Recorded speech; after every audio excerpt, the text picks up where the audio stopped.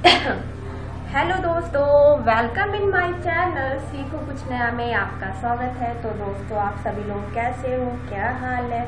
हमें कमेंट करके आपने क्वेश्चन ऑफ द डे का आंसर दिया या नहीं दिया। अगर नहीं दिया तो आपके पास टाइम है, आप बिल्कुल हमें कमेंट करके बताइए, क्योंकि question of the day important question था और आने वाले एग्जाम में पूछा जा सकता है। वैसे तो मैं लास्ट में आपको क्वेश्चन ऑफ द डे का आंसर दे दूंगी, लेकिन और नेक्स्ट क्वेश्चन भी आज के लिए होगा, तो पूरी वीडियो देखिएगा क्वेश्चन ऑफ द डे का आंसर सुनने के लिए।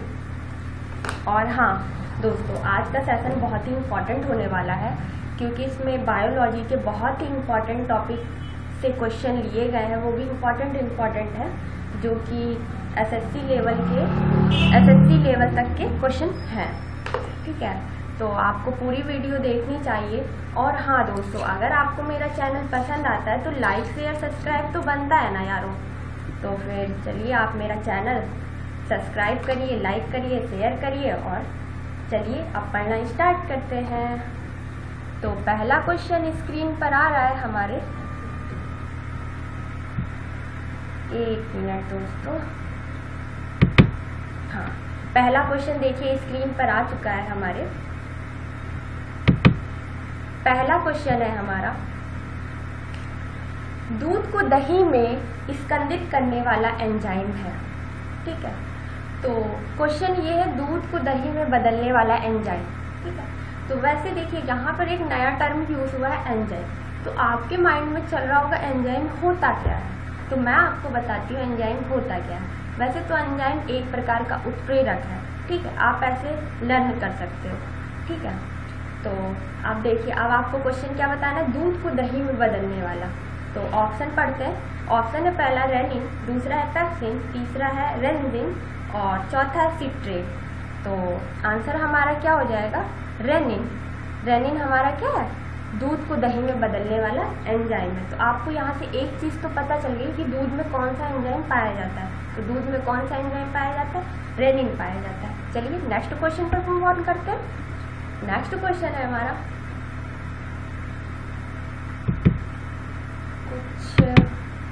हाँ देखिए, नेक्स्ट क्वेश्चन हमारी स्क्रीन पर आ चुका है।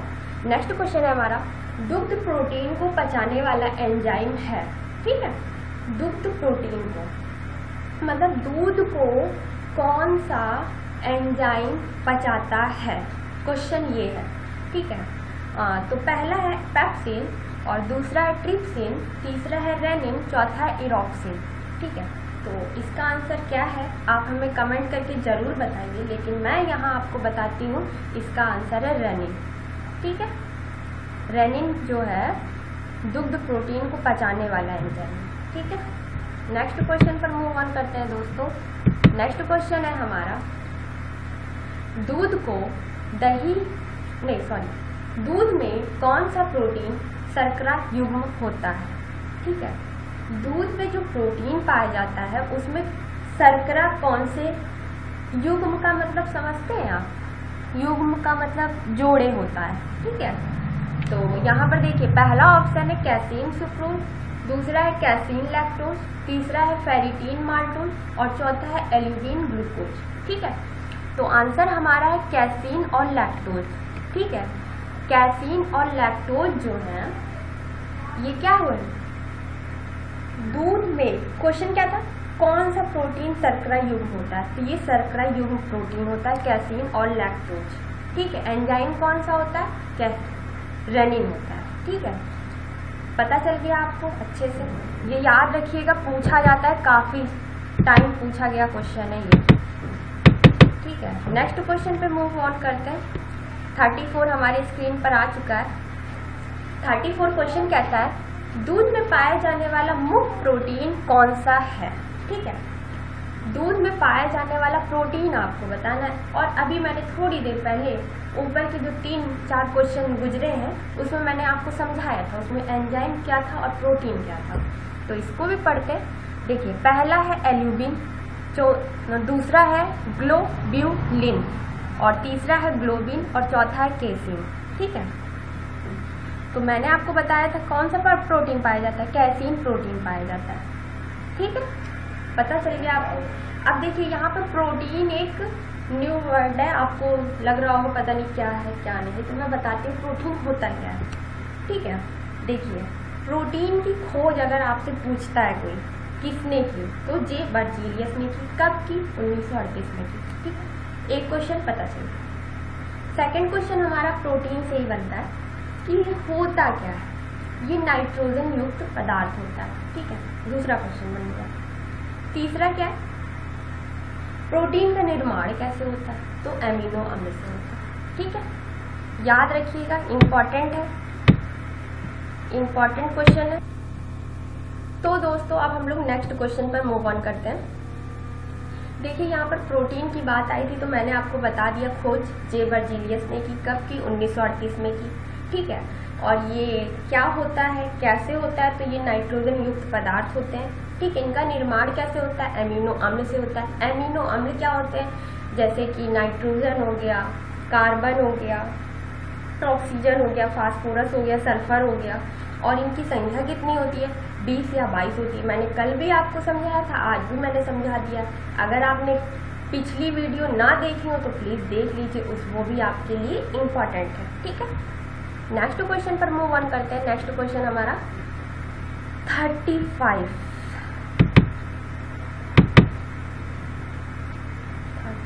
क्वेश्चन। हाँ देखिए 35 क्वेश्चन हमारी स्क्रीन पर आ चुका है। क्वेश्चन बहुत ही अच्छा है, बहुत ही प्यारा है। क्वेश्चन हम लोग पढ़ते हैं कि एंजाइम के प्रोटीन भाग को क्या कहते हैं। बहुत ही प्यारा क्वेश्चन है। तो पहला ऑप्शन है हमारा आइसो एंजाइम, दूसरा है होलो एंजाइम, तीसरा है एपो एंजाइम और चौथा है उपयुक्त सभी। तो आंसर क्या है? Apo enzyme. ठीक है, प्रोटीन एंजाइम में जो प्रोटीन का पार्ट होता है उसे हम लोग क्या कहते हैं? एपो एंजाइम कहते हैं। ठीक है, याद रखिएगा, इंपॉर्टेंट है। शायद आप, मेरे हिसाब से तो आप किसी में से किसी ने ये क्वेश्चन नहीं पढ़ा होगा, बहुत ही कम लोगों ने ये पढ़ा होगा। तो नेक्स्ट क्वेश्चन पर मूव करते हैं बच्चों। नेक्स्ट है हमारा 36 क्वेश्चन कहता है निम्नलिखित में से कौन सा पाचक एंजाइम नहीं है। ठीक है, ऑप्शन पहला है पैक्सिन, दूसरा है रेनिन, तीसरा है इंसुलिन, चौथा है एमिलाप्सिन। ठीक है, ऑप्शन है हमारा इंसुलिन। ठीक है, पाचक एंजाइम नहीं है। ठीक है, याद रखिएगा। इंसुलिन कैसे होता है, कहाँ से निकलता है, कौन सी कोशिका से निकलता है, आगे आने वाले क्वेश्चन में मैं ये एक्सप्लेन करूँगी। पूरी वीडियो देखिएगा दोस्तों। और हाँ दोस्तों, अगर आपको मेरी वीडियो पसंद आ रही हो तो लाइक शेयर सब्सक्राइब करते रहिए और पढ़ते रहिए अच्छे अच्छे क्वेश्चन। नेक्स्ट क्वेश्चन पर मूव ऑन करते हैं दोस्तों। नेक्स्ट है 37 क्वेश्चन कहता है पेट में भोजन को पचाने के लिए निम्नलिखित में से किसकी खास आवश्यकता होती है। ठीक है, बहुत ही प्यारा क्वेश्चन है। इसमें बहुत से लोग दो ऑप्शन तो आराम से कट कर सकते हैं, बट दो ऑप्शन में कंफ्यूजन हो सकती है। ठीक है, तो चलिए ऑप्शन पढ़ते हैं। पहला है हवा, दूसरा है पानी, तीसरा है एंजाइम, चौथा है खनिज। तो आंसर हमारा है एंजाइम। ठीक है, पेट में भोजन को पचाने के लिए किसकी आवश्यकता होती है? तो एंजाइम की आवश्यकता होती है। ठीक है, तो खनिज तो बिल्कुल नहीं हो सकता बच्चों, और हवा तो बिल्कुल नहीं दोस्तों हो सकता है, और पानी तो बिल्कुल भी नहीं। समझ रहे हैं आप, हवा से क्या होता है, हम लोग ऑक्सीजन लेते हैं, पानी से भी क्या, पता ही है आपको। तो नेक्स्ट क्वेश्चन पर मूव ऑन करते हैं दोस्तों। नेक्स्ट क्वेश्चन है दोस्तों ग्लूकोज को इथाइल अल्कोहल में कौन सा एंजाइम बदलता है। ठीक है, बहुत ही प्यारा क्वेश्चन है। अगर आपको यहाँ पर क्यू जो लिखा हुआ है हिंदी वर्जन, अगर ये आपको ना समझ में आ रहा हो तो ये एंजाइम जो है ना उसका हिंदी वर्जन है ये। ठीक है, तो चलिए पढ़ते हैं। ग्लूकोज को इथाइल अल्कोहल में कौन सा एंजाइम बदलता है। बहुत ही प्यारा क्वेश्चन है। पहला ऑप्शन है हमारा इन्वर्टेज, माल्टेज और जाइमेज और डाइस्टेज। तो आंसर है हमारा जाइमेज जो है ग्लूकोज को इथाइल अल्कोहल में बदलता है। बहुत ही प्यारा क्वेश्चन है। कौन सा एंजाइम है जो ग्लूकोज को इथाइल अल्कोहल में बदलता है, मैंने आपको बता दिया, याद रखिएगा, पूछा जा सकता है। कोई भी सेशन बेकार नहीं होता है। अगर आप कुछ देखोगे तो ज़रूर आपको कुछ ना कुछ गेन होगा दोस्तों, ठीक है। इसलिए पूरा सेशन देखिएगा हमारा। नेक्स्ट क्वेश्चन पर मूव ऑन करते हैं दोस्तों। नेक्स्ट है हमारा 39, ठीक है। किस एंजाइम की उपस्थिति के कारण HIV अपना आकार बदल लेते हैं, अक्सर बदल लेते हैं, ठीक है। देखिए वैसे तो यहाँ पर HIV वर्ड आया तो मैं HIV क्या होता है, कैसे होता है, कौन सी बीमारी है, इसके बारे में आपको बीमारी के पार्ट में पढ़ाऊंगी जब मैं बीमारी का सेशन लेकर आऊँगी, ठीक है। तो अभी एंजाइम का सेशन चल रहा है तो यहाँ पर इस क्वेश्चन को कंप्लीट कर लेते हैं केवल, ठीक है, कि HIV अपना आकार क्यों बदल लेते हैं। तो पहला ऑप्शन है हमारा रिवर्स ट्रांसक्रिप्टलेस, दूसरा है हमारा एंट्रोकाइनस, तीसरा है न्यूक्लियोटिडस और चौथा है न्यूक्लियोटिडस। मतलब सेम है ना, C और D। चलिए कोई बात नहीं, आंसर तो वैसे हमें पता ही है। आंसर हमारा है रिवर्स ट्रांसक्रिप्टलेस, ठीक है, याद रखना इम्पॉर्टेंट है, ठीक है। नेक्स्ट क्वेश्चन पर मूव ऑन करते हैं। नेक्स्ट है हमारा मछली एक प्रथम श्रेणी का प्रोटीन है क्योंकि उसमें होता है, क्या होता है ये बताना है। और पता ही होगा मछली का तेल जो है कितना लाभदायक होता है और बहुत से लोग यूज़ भी करते हैं और मछली खानी भी चाहिए, ऐसा माना जाता है, आँखों के लिए, बालों के लिए बहुत अच्छा होता है, ठीक है। तो पहला ऑप्शन है हमारा आवश्यक एमिनो अम्ल और B है मतलब सेकंड नंबर अनावश्यक एमिनो अम्ल, थर्ड है सभी आवश्यक वसीय अम्ल और फोर्थ है कोई एमिनो अम्ल नहीं, ठीक है। तो इसमें आंसर हो जाएगा आवश्यक एमिनो अम्ल। दोस्तों आपको एक चीज़ सुन के हंसी आ रही होगी कि मैं हिंदी इंग्लिश दोनों वर्जन यूज़ कर रही हूँ, ठीक है। तो इसमें हंसने की कोई बात नहीं है, मटेरियल आपको अच्छा प्रोवाइड कराया जा रहा है, वो बात होती है कभी कभी मुंह से निकल जाता है, तो आप उस पर बिल्कुल फोकस ना करिए, आप अपने पढ़ने पर फोकस करिए, ठीक है। तो चलिए मूव करते हैं नेक्स्ट क्वेश्चन पे। नेक्स्ट क्वेश्चन है हमारा मुख में स्टार्च का शर्करा में पाचन किसके द्वारा होता है, ठीक है। मुख में मंड का मतलब समझ रहे हैं, मंड का मतलब स्टार्च होता है, ऐसा नहीं कि बहुत से लोग कंफ्यूज हो जाए मंड क्या होता है स्टार्च क्या होता है, तो ऐसा कुछ भी नहीं है। मुख में मंड स्टार्च का शर्करा में पाचन किसके द्वारा होता है। तो पहला ऑप्शन है हमारा एमाइलेज, दूसरा है टाइलिन, तीसरा है पैप्सिन और चौथा है लाइपेज। आंसर हमारा टाइलिन है। कल ही मैंने आपको बताया था टाइलिन के बारे में, बताया था, याद होगा। मैंने ये भी बताया था ये लार ग्रंथि से स्रावित हार्मोन है, लार ग्रंथि से 3 हार्मोन स्रावित होते हैं, ये भी बताया था। अमाशय से भी 3 एंजाइम निकलते हैं, ठीक है। टाइलिन के बारे में भी बताया था, माल्टेज बताया था, लाइसोजाइन बताया था, ये तीनों लार ग्रंथि से निकलते हैं। और अमाशय से निकलने वाले पैप्सिन था, रेनिन था और HCl था, ठीक है, हाइड्रोक्लोरिक अम्ल जिसको बोलते हैं। तो नेक्स्ट क्वेश्चन पर चलते हैं। नेक्स्ट है हमारा निम्नलिखित में से कौन सा रेशेदार प्रोटीन है, ठीक है। पहला है हीमोग्लोबिन, दूसरा है एल्यूबिन, क्रिएटिन, थर्ड है, चौथा है एंजाइम, ठीक है। तो एंजाइम तो काट देते हैं क्योंकि वो एंजाइम है, ठीक है, और एल्यूबिन हो नहीं सकता। हीमोग्लोबिन RBC में पाया जाता है, सभी को पता है, और ग्लोबिन एक प्रोटीन होता है। तो यहाँ पर देखिए प्रोटीन क्या होता है मैं ये बता चुकी हूँ। तो अब आपको पता कैसे करना है कि रेशेदार ये प्रोटीन है, उसके लिए मैं कुछ बताती हूँ, ठीक है। कुछ प्रोटीन के बारे में समझाती हूँ, कुछ प्रोटीन जो इम्पोर्टेंट है उसके बारे में बताती हूँ। यहाँ पर वैसे आंसर C है, क्रिएटिन प्रोटीन, ठीक है। क्रिएटिन प्रोटीन इसके बारे में जानते हैं। ये रेशेदार कैसे है, मतलब ये जो है ये किसके निर्माण में सहायक होता है, बाल, त्वचा, नाखून और सींग के निर्माण में ये सहायक होता है, ठीक है। बाल क्या है, बाल एसलाइट रेशा है, ठीक है, इसलिए रेशेदार प्रोटीन क्रिएटिन। ये याद रखिएगा, पूछा जा सकता है ऐसे घुमा करके, क्योंकि बहुत से बच्चों को ये तो पता होता है कि क्रिएटिन प्रोटीन किसके निर्माण में सहायक होता है, ठीक है। और आपको मैं ये भी बता देती हूँ कि ग्लोबिन जो प्रोटीन होता है वो कहाँ पाया जाता है, रुधिर में पाया जाता है, ठीक है। और एंटीबॉडी भी क्या होता है, एक प्रोटीन होता है। बहुत से बच्चे तो मेरी बातें सुन के कंफ्यूज हो गए होंगे कि मैंने बता क्या दिया, लेकिन मैं सही बता रही हूँ आपको कि एंटीबॉडीज जो होता है ये एक सुरक्षात्मक प्रोटीन होता है, ठीक है, जो कि हानिकारक पदार्थों से और जीवाणुओं से शरीर की क्या करता है, रक्षा करता है। अभी आपको कोरोना की वजह से बहुत ज़्यादा पता चल रहा होगा एंटीबॉडी कैसे हमारी बॉडी के लिए बहुत ही ज़्यादा अच्छा है, ठीक है। ये भी एक प्रोटीन है, अगर ये ना बने तो हम लोग कोरोना से नहीं लड़ पाएंगे, ठीक है।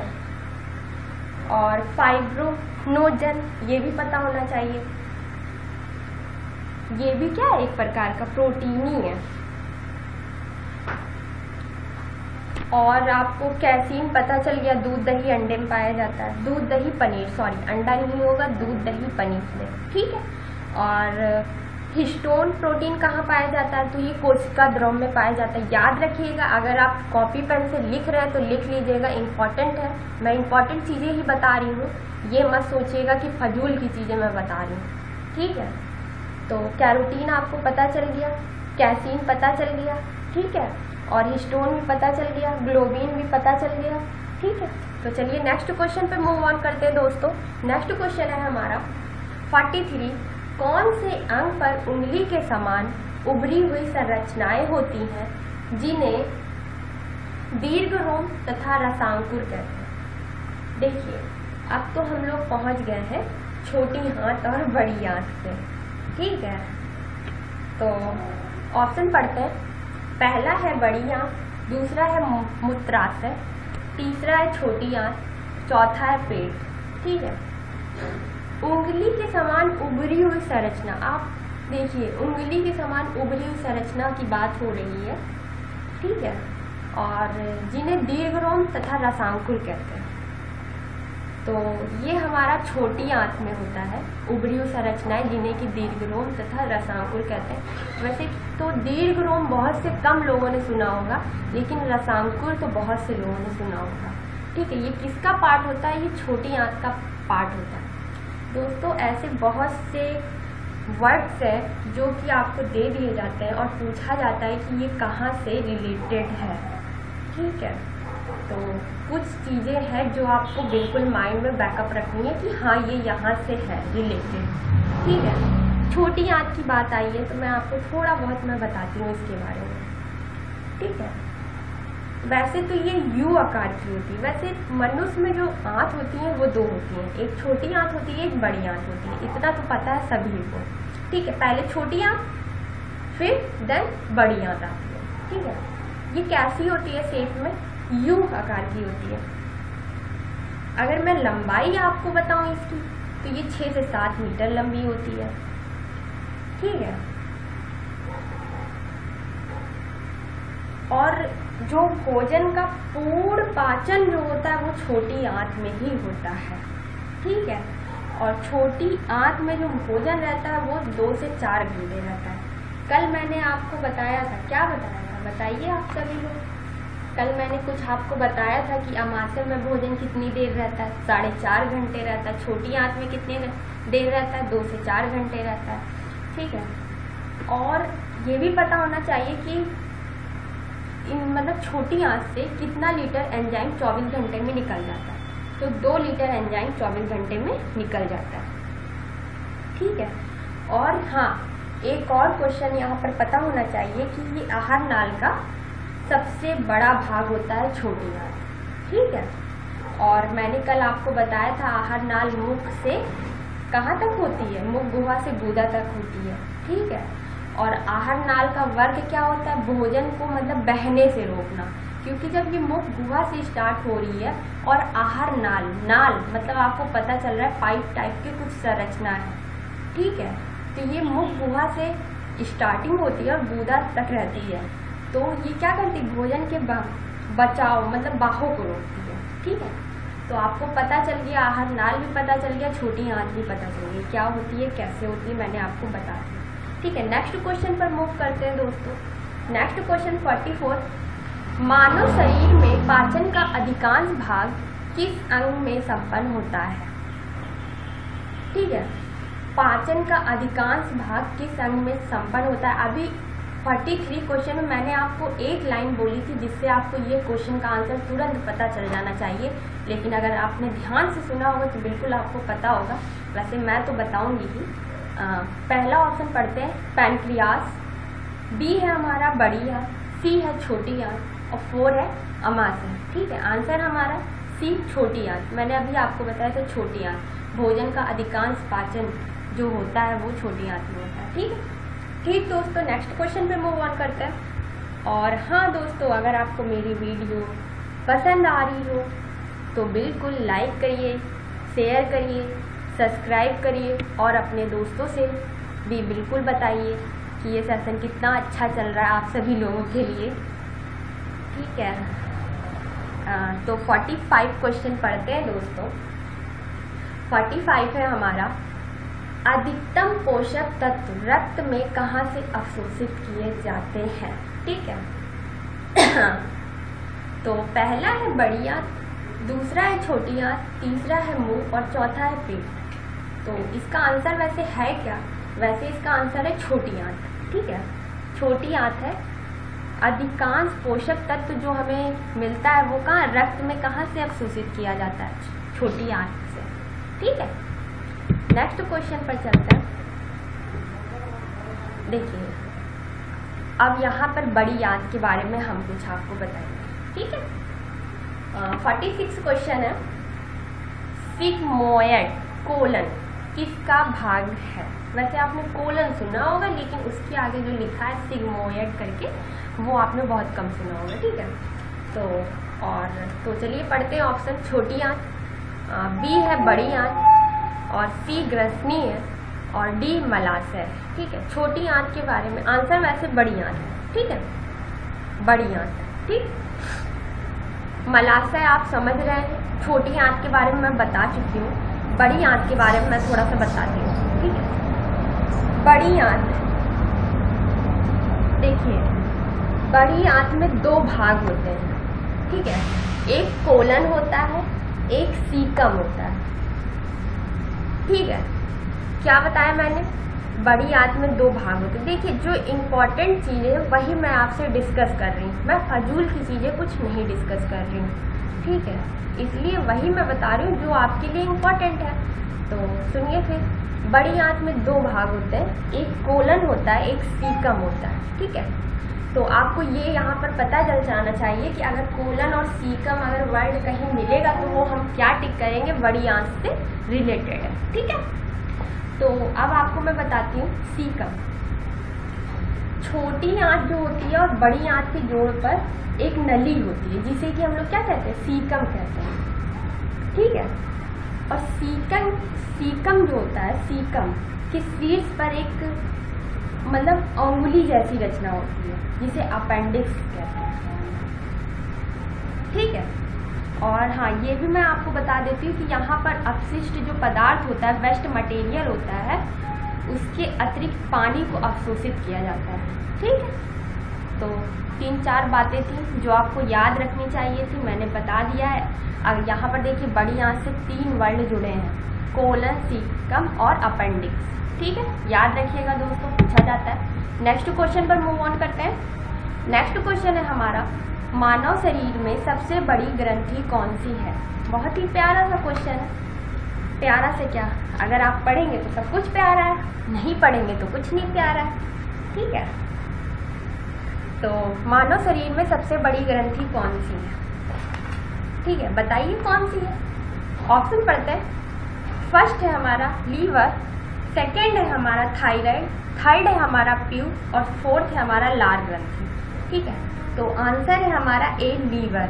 ठीक है, मानव शरीर में सबसे बड़ी ग्रंथि कौन सी होती है? तो वो लीवर होती है। लीवर मानव शरीर की सबसे बड़ी ग्रंथि है। ठीक है, अब मैं इसके बारे में थोड़ा बताती हूँ।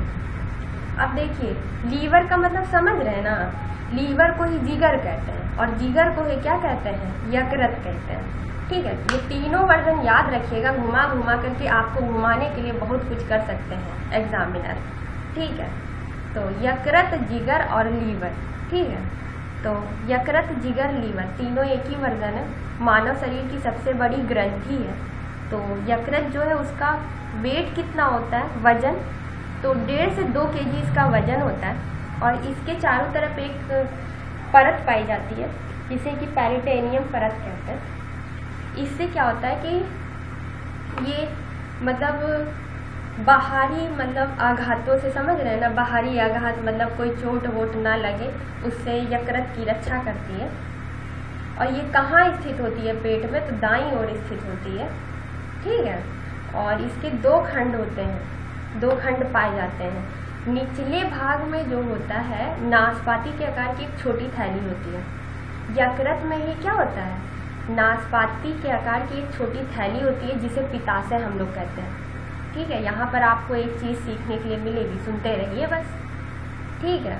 पित्ताशय कहते हैं यकृत शरीर के विभिन्न ऊतकों, ठीक है। मैं आपको बताती हूँ पित्त का निर्माण कहाँ होता है। पित्ताशय अब हमें पता चल गया कहाँ होता है, यकृत के नीचे होता है। कैसा होता है, नाशपाती के आकार का होता है। अब पित्त का निर्माण कहाँ होता है, यकृत में होता है। तो भंडारण कहाँ होगा, पित्ताशय में होगा। पता चल गया, पूछा जाता है बच्चों, ये ना सोचना कि बिल्कुल ऐसे ही पढ़ा रहे हैं हम, ठीक है। पित्त का निर्माण कहाँ होता है, यकृत में होता है। भंडारण कहाँ होता है, पित्ताशय में होता है।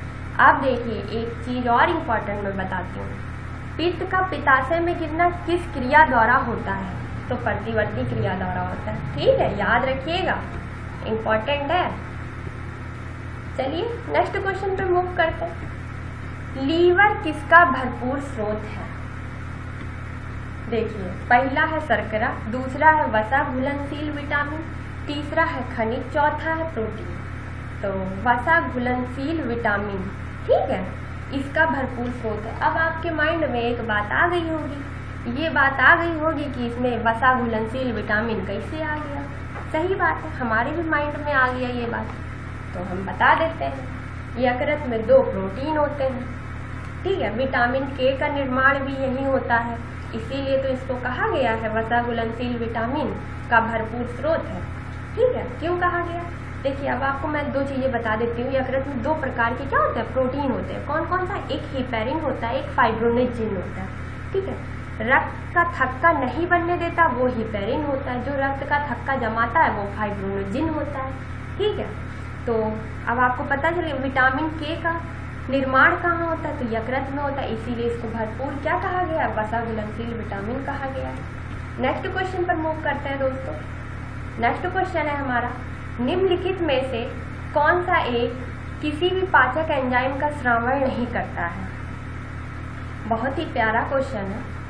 पहला है हमारा यकृत, लीवर, दूसरा है लार ग्रंथि, और थर्ड है हमारा अग्नाशय, चौथा है तिल्ली, ठीक है।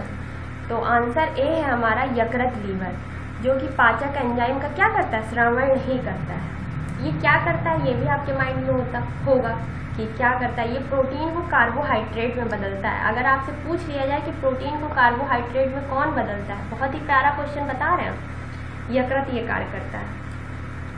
शर्करा को वसा में कौन बदलता है, यकृत बदलता है, ठीक है। वसा का संचय भी कौन करता है, यकृत करता है। विटामिन के का निर्माण कौन करता है, यकृत करता है।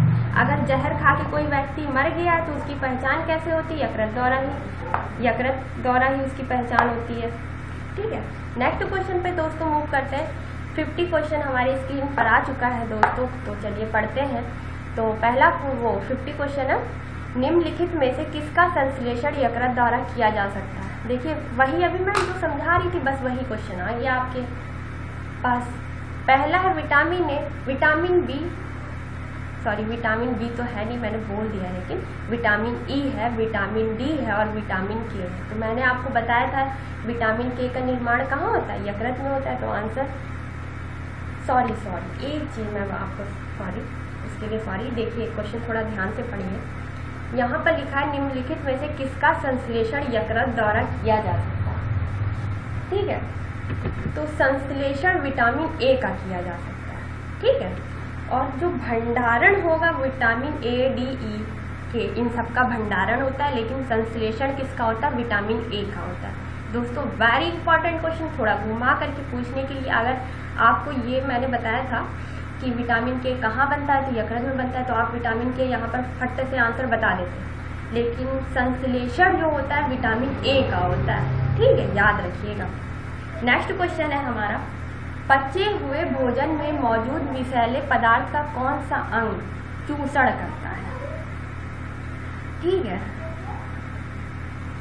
मतलब देखिए, पचे हुए भोजन में मौजूद विषैले पदार्थ का कौन सा अंग मतलब जो विषैले पदार्थ होता है, मतलब जो भोजन हम लोग करते हैं, ठीक है, जो हमारे पेट में जाकर के पच जाता है, उसमें जो विषैले पदार्थ थोड़े बहुत होते हैं, उसका चूषण कौन सा अंग करता है?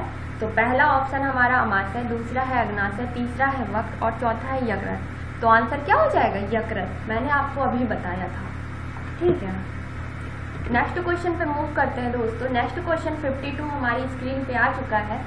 क्वेश्चन ये है हमारा, निम्नलिखित में से वह अंग कौन सा है जो मानव शरीर में ग्लाइकोजन के रूप में कार्बोहाइड्रेट को जमा करता है? ठीक है, पहला ऑप्शन है हमारा आंत, दूसरा है अमाशय, तीसरा है अग्नाशय और चौथा है यकृत। ठीक है, तो आंसर क्या है? यकृत। मैंने अभी आपको बताया था दोस्तों कि ग्लाइकोजन के रूप में कार्बोहाइड्रेट को, ठीक है, ग्लाइकोजन भी क्या है? एक प्रकार का प्रोटीन है। तो मैंने अभी आपको ये बताया था, प्रोटीन को कार्बोहाइड्रेट में यकृत बदलता है, ठीक है। अभी मैंने ये बताया था, शर्करा को वसा में कौन बदलता है? यकृत बदलता है। तो याद रखिएगा, ग्लाइकोजन भी एक प्रोटीन है। देखिए, वही घुमा करके क्वेश्चन केवल पूछे जा रहे हैं, बस आपको कंफ्यूज करने के लिए। नेक्स्ट क्वेश्चन है दोस्तों, निम्नलिखित में से कौन सा अंग ग्लाइकोजन को ग्लूकोज में बदलता है और रक्त को शुद्ध करता है? देखिए, बस घुमा करके बस पूछ लिया गया, अब क्या बस कंफ्यूजन ही होगी, ठीक है। तो यकृत पहला, दूसरा है गुर्दा, तीसरा है फेफड़ा, चौथा है तिल्ली। तो आंसर क्या है हमारा? यकृत, लीवर ग्लाइकोजन को ग्लूकोज में बदलता है, ठीक है। मैंने अभी आपको बताया था कि शर्करा में बदलता है, कार्बोहाइड्रेट में बदलता है, तो वही चीज़ पूछी गई है। अब देखिए 54 क्वेश्चन है, स्तनधारी इसमें यूरिया बनाते हैं, इसमें नहीं होगा, किसमें यूरिया बनाते हैं, ठीक है। टाइपिंग की मिसप्रिंट है तो सीरियस मत होइएगा। तो क्वेश्चन ये है हमारा, स्तनधारी किसमें यूरिया बनाते हैं, ठीक है। तो पहला है यकृत, लीवर, दूसरा है गुर्दे, वृक्क और तीसरा है प्लीहा, तिल्ली और चौथा है मूत्राशय, थैली, ठीक है। तो आंसर क्या है? किसमें यूरिया बनाते हैं?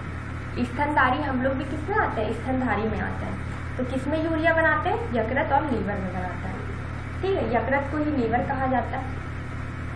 नेक्स्ट क्वेश्चन है हमारा, निम्नलिखित में से किस एक की उत्पत्ति यकृत का कार्य है? ठीक है, तो लाइपेज है ऑप्शन पहला, बी है हमारा यूरिया, सी है स्लेस्मा और डी है HCl, ठीक है। तो आंसर इसमें क्या हो जाएगा? B, urea. अब देखिए, यूरिया आया यहाँ पर, यकृत। आपको कंफ्यूजन करने के लिए, किसकी उत्पत्ति, किस एक की उत्पत्ति यकृत का कार्य है? तो यूरिया की उत्पत्ति कहाँ होती है? यकृत में होती है।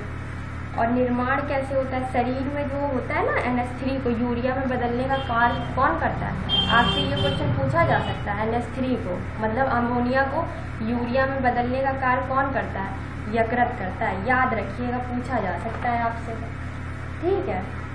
तो नेक्स्ट क्वेश्चन पर मूव करते हैं दोस्तों। ग्लाइकोजन निम्नलिखित में से किसमें जमा होता है? ग्लाइकोजन, अभी बस घुमा करके क्वेश्चन पूछा गया है दोस्तों। तो ऑप्शन है पहला प्लीहा, तिल्ली, दूसरा है यकृत, तीसरा है अमाशय और चौथा है अग्नाशय। तो आंसर बी, यकृत। मैंने आपको बताया था ग्लाइकोजन किस में संचय होता है, कैसे बदलता है, कैसे किस में बदलता है, तो ये सारा यकृत का कार्य है, ठीक है। नेक्स्ट क्वेश्चन पे मूव करते हैं दोस्तों। Next question 57। और हाँ दोस्तों, अगर आपको मेरी वीडियो पसंद आ रही हो तो लाइक, शेयर, सब्सक्राइब करते रहिए और ऐसे ही अच्छे अच्छे क्वेश्चन पढ़ते रहिए और एग्ज़ाम बीट करते रहिए। तो 57 नंबर क्वेश्चन आ गया हमारी स्क्रीन पर। 57 क्वेश्चन कहता है, निम्नलिखित में से किस भारी धातु की विषाक्तता यकृत सिरोसिस, यकृत नेक्रोसिस पैदा करती है? देखिए, ये इंग्लिश वर्जन है और हिंदी वर्जन दोनों लिखे हुए हैं। तो तो ऑप्शन पढ़ते हैं। पहला है कॉपर, दूसरा है लेड, तीसरा है मरकरी और डी चौथा है हमारा जिंक। ठीक है, तो ये कॉपर के कारण ऐसा होता है। यकृत सिरोसिस क्या करता है मैं आपको ये बताती हूँ। ठीक है,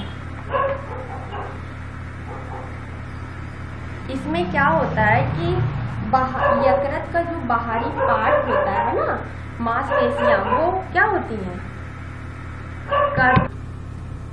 नेक्स्ट क्वेश्चन पे मूव ऑन करते हैं दोस्तों। नेक्स्ट क्वेश्चन 58 हमारी स्क्रीन पे आ चुका है। चलिए पढ़ते हैं। मनुष्य में एफ्लाटॉक्सिन खाद्य विषाक्तन द्वारा समानता कौन सा अंग प्रभावित होता है? ये एक प्रकार का क्या है, पॉइजन समझ लीजिए। विषाक्तन का मतलब तो यही होता है। द्वारा कौन सा अंग प्रभावित होता है? तो पहला ऑप्शन है हमारा हृदय, दूसरा है फेफड़ा, तीसरा है वृक्क और चौथा है यकृत।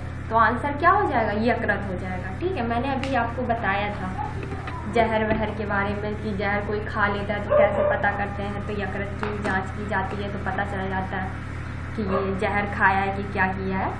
तो 59 क्वेश्चन है हमारा दोस्तों स्क्रीन पे। हेपेटाइटिस मानव शरीर के किस अंग को प्रभावित करता है? ठीक है, तो हेपेटाइटिस एक रोग है, हेपेटाइटिस ए बी ऐसे करके होता है।